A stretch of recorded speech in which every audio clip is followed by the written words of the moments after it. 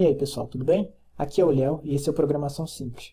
Eu pretendo abordar agora o tópico de variáveis instrumentais e eu vou dividir ele em 3 aulas. Nessa primeira aula de hoje eu vou ensinar para vocês como rodar o modelo de variáveis instrumentais em cross-section no R.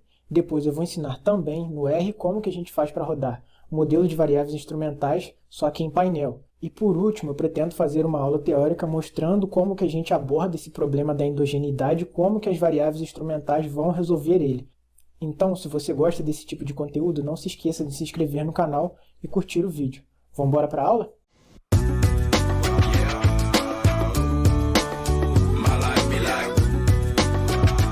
Bom, pessoal, como eu falei no início da aula, a gente vai ver agora como fazer para rodar variáveis instrumentais para cross-section, beleza?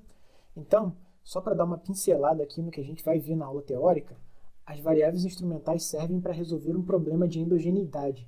Existem vários problemas que causam endogeneidade, dentre eles a gente tem o problema de causalidade reversa, viés de variável omitida, erro de medida, enfim, vários deles. E as variáveis instrumentais vêm para resolver esse problema de endogeneidade, beleza? Então, como que a gente vai fazer aqui? Primeiro, nós precisamos carregar esses 3 pacotes. Esse primeiro pacote é o que vai de fato rodar o estimador de variáveis instrumentais em cross-section, que é o AER. O UDID é o pacote que eu vou usar de exemplo, então eu vou carregar ele aqui. O PLM é o que a gente vai usar para rodar no modelo em painel. Então, agora, ele não é necessário que você carregue, tá bom? Então, o que é a primeira coisa que eu vou fazer aqui? Vou carregar essa base de dados do UDID, que se chama MROS. E o que tem aqui nessa base de dados, né? Eu quero mensurar o impacto que a educação tem sobre os salários. Só que o problema é o seguinte, a gente tem que essa variável educação, ela geralmente é endógena. Tem vários fatores lá que são características do indivíduo, que não variam no tempo, que afetam a educação. Então, se a gente tentar estimar diretamente, a gente vai ter um probleminha aí. O nosso estimador vai ser viesado e não consistente. Então, o que eu vou fazer aqui nesse primeiro exemplo? Eu vou usar como instrumento a educação do pai, porque ela tem uma correlação com a educação do filho. Então, a gente espera que essa variável seja um instrumento adequado para a educação. Beleza? Eu vou rodar aqui o modelinho de regressão linear simples. Vou mostrar para vocês aqui o resultado. Então, a gente tem aqui no summary desse modelo, em que a minha variável dependente é os salários e a explicativa e a educação, que ela é estatisticamente significativa, e o resultado aqui está dando que cada ano de educação adicional aumenta 10% os salários, beleza? O que a gente vai fazer aqui agora, que é usar um modelo de variáveis instrumentais? Eu estou chamando aqui de IVAR, o meu modelo, o comando do AER se chama ivreg. E aí eu vou colocar na primeira parte exatamente igual a gente fez na regressão linear simples. Só que daí eu vou colocar essa barrinha aqui, e à direita eu vou colocar as variáveis exógenas e também qual é a minha variável, qual é o meu instrumento. Como aqui eu tenho um instrumento só e as minhas explicativas todas são endógenas, que é de fato a educação, eu só estou colocando aqui do lado da direita, né, que é onde o primeiro estágio da minha estimação, a minha variável instrumental, que é a educação do pai. Vou rodar aqui e agora a gente vai ver os resultados. Bom, se vocês perceberem aqui, ele deixa de ser relevante a 1% e a 5%, mas passa a ser relevante a 10% e o impacto é bem mais modesto, né? Ele cai praticamente para metade, ou seja, cada ano adicional de educação ele aumenta 5,9% o salário. Antes era 10%, então caiu pela metade e se tornou menos relevante. E como que funciona esse instrumento aqui? Né? Como que eu faço para tentar explicar para vocês como que funciona esse comando aqui? Bom, se a gente tivesse mais variáveis na equação, seria algo do tipo, né? A gente colocaria uma variável y em função de x mais w.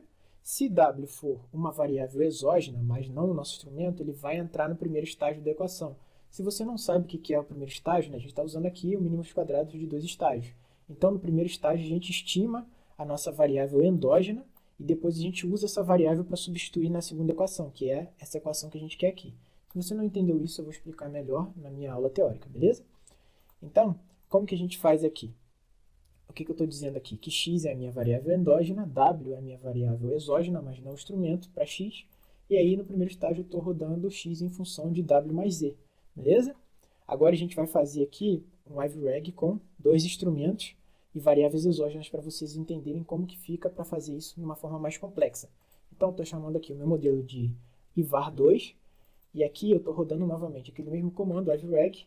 Então, aqui a minha variável dependente vai continuar sendo o log dos salários, a minha explicativa endógena é educação e as exógenas vão ser experiência e experiência ao quadrado. Como elas são exógenas, elas entram do outro lado da equação aqui, né, da barrinha. Vai ser experiência mais experiência ao quadrado, mais os dois instrumentos aqui que eu incluí. Esses dois instrumentos eles não podem estar no segundo estágio. E aí, quais são os instrumentos que eu incluí? A educação do pai e a educação da mãe. A gente vai rodar isso aqui, vai dar um summary para ver os resultados. Se vocês observarem aqui, né, a educação agora ela é praticamente relevante a 5%. Né? A gente tem, na verdade, ela é relevante a 10%, mas está muito próximo de ser 5%, e o impacto é maior também. Bom, pessoal, agora vocês aprenderam como que faz para rodar o modelo de variáveis instrumentais em cross-section. O que a gente vai fazer agora? Bom, a gente precisa fazer os testes de diagnósticos para ver se de fato esses instrumentos são bons. Bom, também sugiro corrigir para a heterossedasticidade esse modelo, né? E é o que a gente vai fazer aqui. Como que a gente vai fazer isso? Eu estou usando o mesmo modelo anterior, só que aqui no Summary eu estou incluindo essa opção aqui, que é VCOV igual a sanduíche, que estou corrigindo para a heterossedasticidade, e estou colocando essa opção também de fazer um diagnóstico, ou seja, eu estou fazendo um diagnóstico dos instrumentos para ver se eles são bons ou não.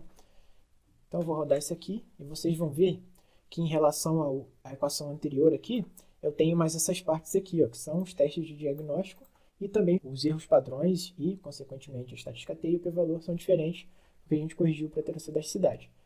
Então eu vou explicar para vocês o que é cada um desses testes de diagnósticos, tá?